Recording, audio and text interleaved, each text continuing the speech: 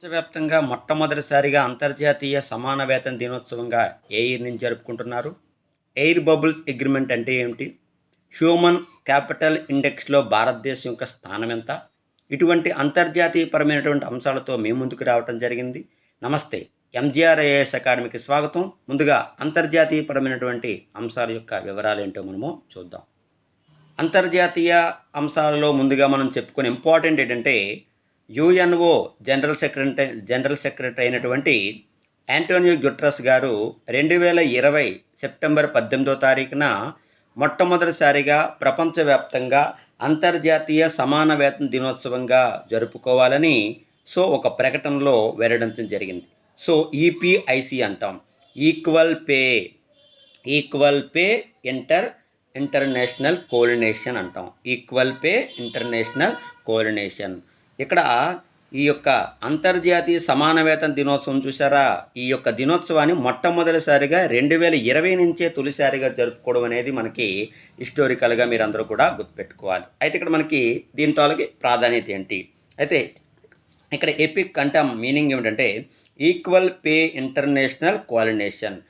ఆర్గనైజేషన్తో పాటు వీటి యొక్క అనుసంధానంగా ఏ ఆర్గనైజేషన్ యొక్క విభాగం అనేది ఇందులో ఎక్కువగా భాగస్వామ్యం చేసుకోవడం జరుగుతుందంటే international labour organisation, UN women, అలాగే organisation of economical cooperation development, OECD అంటాం. అయితే వీటి యొక్క అనుసంధానంతో ప్రపంచవ్యాప్తంగా అంతర్జాతీయ సమాన వేతన దినోత్సవం అంటే ఈక్వల్ వేజెస్ డే అంటాం. Equal wages day. అయితే ఎందుకు ఈక్వల్ వేజెస్ డేగా జరుపుకోవడం అనేది జరుగుతుందంటే ఈరోజు మనము ప్రపంచవ్యాప్తంగా చూస్తున్నాం, ఇక్కడ జెండర్ ఇన్ఈక్వాలిటీస్ అనేది ఎక్కువగా పెరిగిపోవడం అనేది చూస్తూ ఉన్నాం. అయితే ఇక్కడ జెండర్ ఇన్ఈక్వాలిటీస్ పెరిగిపోవడం, అలాగే స్త్రీ పురుషుల తాలూకా వేతనాల్లో వ్యత్యాసం రావటం, అందులో భాగంగా మనకి కోవిడ్-19 తాలూకా పాండమిక్తో పూర్తి స్థాయిలో జెండర్ ఇన్ఈక్వాలిటీస్ అనేవి ఎక్కువగా పెరిగిపోయే స్థాయిలో ఈరోజు మనం చూస్తూ ఉన్నాం. అయితే ఈరోజు మనకి భారతదేశంలో మనం చూద్దాం, ఇప్పుడు మహాత్మా గాంధీ జాతీయ గ్రామీణ ఉపాధి హామీ పథకం తరువాత మగవాళ్ళకి అలాగే స్త్రీలలో కూడా సమాన వేతనాన్ని కల్పించే విధానాన్ని అందులో కల్పించడం అనేది జరిగింది. అయితే ఇంకా మన భారతదేశంలో ఇన్ఈక్వాలిటీస్ ఇన్ జెండర్ అంటే ఇక్కడ మనకి లింగ అసమానత్వం అనేది ఇంకా మన భారతదేశంలో ఉంది. అలాగే ప్రపంచవ్యాప్తంగా కూడా ఇటువంటి జెండర్ ఈక్వాలిటీస్ అనేది ఉన్నాయి. దీని ద్వారా పూర్తి స్థాయిలో ఇన్ఈక్వాలిటీస్ గురయ్యేవారు ఆడవాళ్ళు, ఉమెన్స్.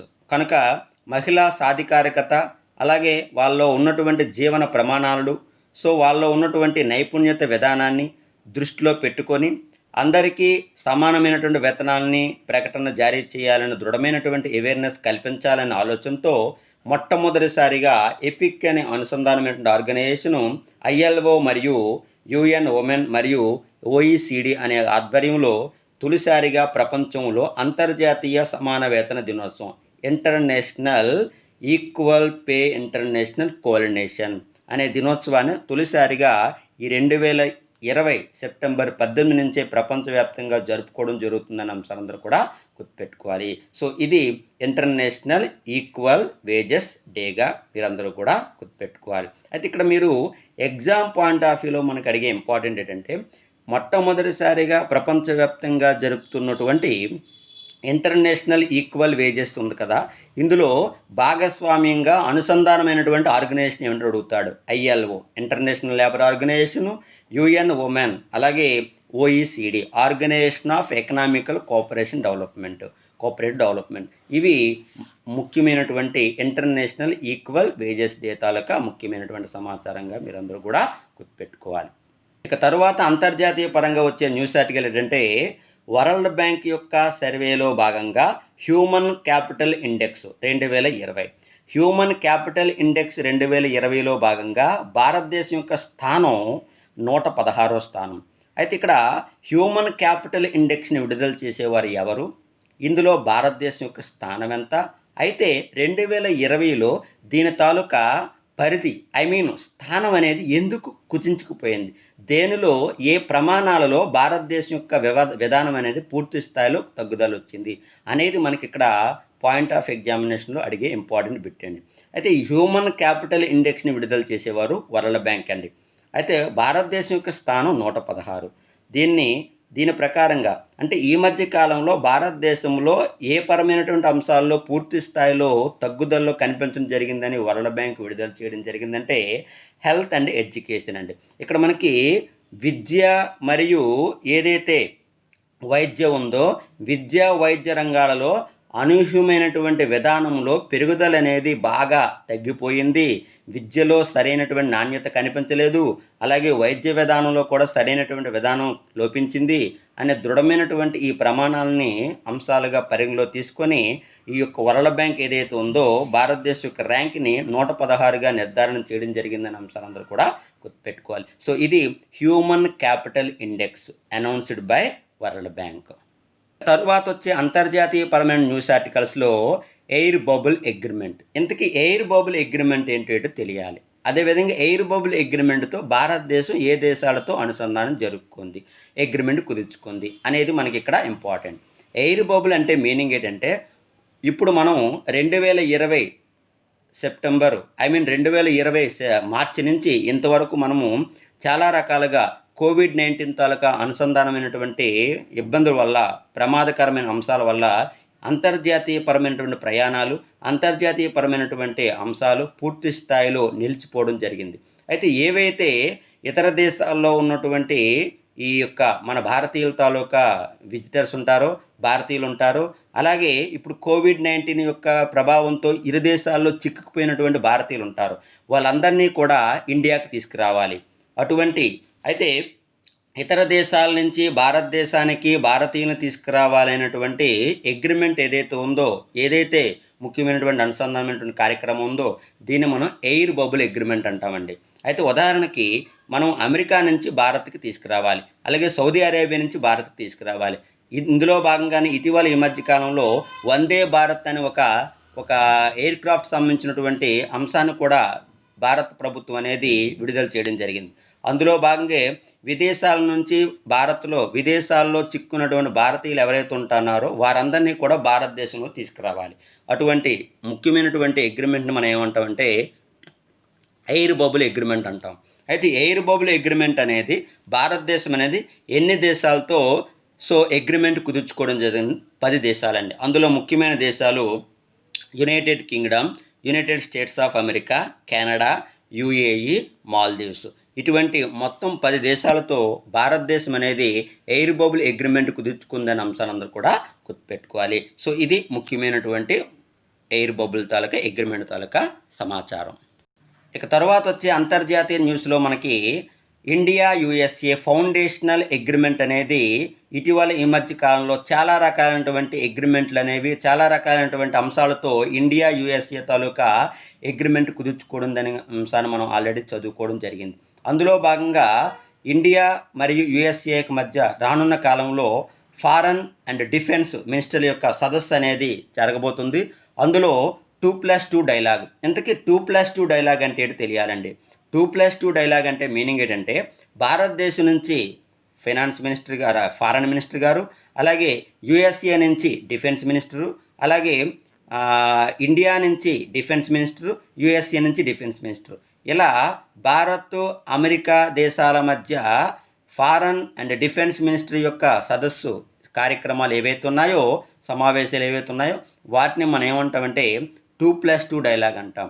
ఆల్రెడీ మీకు నిన్నటి క్లాస్లో దీనికి ముందు క్లాస్లో అంతర్జాతీయ ఈవెంట్స్లో మీకు చెప్పడం జరిగింది.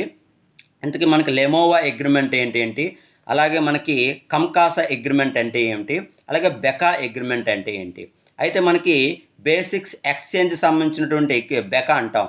ఈ బెకాలో ఈసారి భారత్ అనేది ఎట్టి పరిస్థితుల్లోనైనా సరే మిస్ అవ్వకుండా సంతకం చేయాలనే దృఢమైన ఆలోచనతో ఈ యొక్క కార్యక్రమాల కోసం ఎదురు చేస్తుందనే అంశాలందరూ కూడా గుర్తుపెట్టుకోవాలి. సో దీన్ని మనం 2+2 డైలాగ్ అంటాం. అంటే India foreign and defence minister, అలాగే USA foreign and defence minister యొక్క కార్యక్రమాల్లో జరిగే సదస్సు తాలూకా ముఖ్యమైనటువంటి సమాచారం. ఇక తర్వాత వచ్చే ఇంపార్టెంట్ న్యూస్ ఆర్టికల్స్ తాలూకా అంశాలు ఏంటంటే ఈరోజు మనము బ్రిక్స్ పరమైనటువంటి ఏవైతే నేషనల్ సెక్యూరిటీ అడ్వైజర్ ఉన్నారో ఈ బ్రిక్స్ నేషనల్ సెక్యూరిటీ అడ్వైజర్ యొక్క సదస్సు అనేది వర్చువల్ మీటింగ్లో జరిగిందన్న అంశాన్ని అందరూ కూడా గుర్తుపెట్టుకోవాలి. ఇంతకీ ఇందులో మీరు నేర్చుకోవాల్సిన ఇంపార్టెంట్ బ్రిక్స్ అంటే Brazil, Russia, India, China, South Africa. Brazil, Russia, India, China, South Africa అనేది మొట్టమొదటిసారిగా బ్రిక్స్ అనేది 2006లో స్థాపించారు. 2009లో మొట్టమొదటిసారిగా సదస్సుని నిర్వహించారు. అదేవిధంగా బ్రిక్స్ తాలూకా ముఖ్యమైనటువంటి అంశం ఏంటంటే ప్రపంచంలో వ్యాపార లావాదేవీల్లో అత్యంత ప్రతిష్టాత్మకమైనటువంటి 20% పైగా వాణిజ్య వ్యాపారాన్ని ఏ దేశాల్లో ఎక్కువగా జరుగుతుందంటే బ్రిక్స్ దేశాల్లోనే ఎక్కువగా జరుగుతుంది. అంటే ఇక్కడ మనకి కొన్ని ఖండాల సమూహం, ఇప్పుడు ఆసియా ఖండము, సౌత్ అమెరికా, అలాగే ఆఫ్రికా, ఇలా మనకి యూరప్ ఇలా మనకి అనేక ఖండాల యొక్క సమూహాలు కలిగినటువంటి దేశాలని ఇందులో సభ్య దేశాలు ఉన్నాయి. Brazil, India, Russia, China, South Africa, Asia ఖండం, యూరప్ ఖండం అండ్ సౌత్ అమెరికా, ఇలా అనేక ఖండాల యొక్క సమూహాలు కలిగినటువంటి దేశాలు ఆర్గనైజేషన్ సమూహం పేరే బ్రిక్స్. ఇందులో మనకి 5 దేశాలు Brazil, Russia, India, China, South Africa. ఈ Brazil, Russia, India, China, South Africa national security adviser యొక్క సదస్సు అనేది వర్చువల్ మీటింగ్లో జరిగిందనే అంశాన్ని అందరూ కూడా గుర్తుపెట్టుకోవాలి. ఇది బ్రిక్స్ తాలూకా ముఖ్యమైనటువంటి సమాచారం. ఇక తర్వాత G20 అభివృద్ధి ఆర్థిక పరమైనటువంటి చెందుతున్న దేశాలలో ముఖ్యమైనటువంటి ఆర్గనైజేషన్ G20 అంటాం. G20 ఎన్విరాన్మెంట్ సంబంధించినటువంటి మినిస్టర్ సదస్సు అనేది 2020లో వర్చువల్ మీటింగ్లో జరుగుతుందన్న అంశాన్ని అందరూ కూడా గుర్తుపెట్టుకోవాలి. ఈ మీటింగ్లో చర్చించుకున్నటువంటి ప్రస్తావించినటువంటి అంశాలు ఏంటంటే 21వ శతాబ్దంలో ఎదురయ్యే ముఖ్యమైనటువంటి పర్యావరణ విధానాన్ని ఎలా మనం కాపాడుకోవాలి, అలాగే ల్యాండ్ డిగ్రేడేషన్ తాలూకా విధానము. ఈరోజు మన నేల కోత ఎక్కువ అవుతుంది.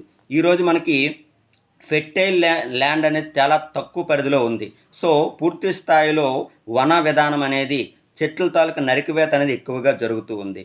ఇటువంటి విధానాన్ని అరికట్టే విధమైనటువంటి ముఖ్యమైన ఎజెండాతో G20 ఎన్విరాన్మెంట్ మినిస్టర్ సదస్సు అనేది వర్చువల్ మీటింగ్లో జరిగిందన్న అంశాలందరూ కూడా గుర్తుపెట్టుకోవాలి. ఇక తర్వాత వచ్చే ఎబ్సా అంటే ఇండియా, బ్రెజిల్, సౌత్ ఆఫ్రికా అని అంటాం.